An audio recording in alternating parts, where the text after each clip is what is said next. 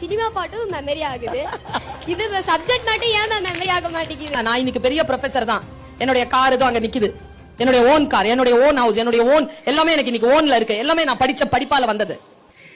ஆனா ஒரு சினிமா பாட்டு மனப்பாடம் பண்ணி ஒன்னும் சம்பாதிச்சது இல்ல. நான் எந்த பாட்டை மனப்பாடம் பண்றேனோ அந்த படம் எடுத்தவன் தான் அதை சம்பாதிப்பான்.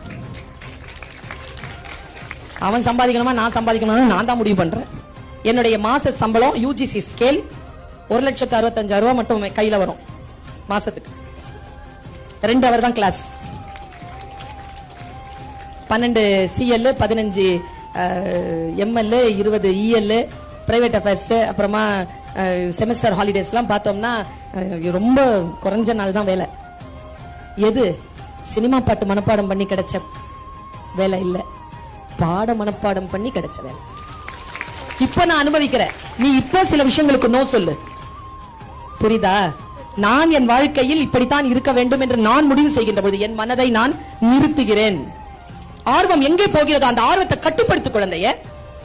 நான் வந்து ரிலாக்ஸ் ஆகி ஒரு சில விஷயங்கள்ல என்ன அப்படியே தண்ணி மாதிரி இதை இந்த பாட்டில் இப்படி கீழே கொட்டிட்டேன்னு வச்சுக்கோங்க, ஃபுல் பாட்டில் அது பாட்டுக்கு ஓடிரும். அப்படி நிறுத்தணும் பாட்டில், மனசு அப்படி நிறுத்தணும். படிக்கும்போது அப்படி நிறுத்தணும்.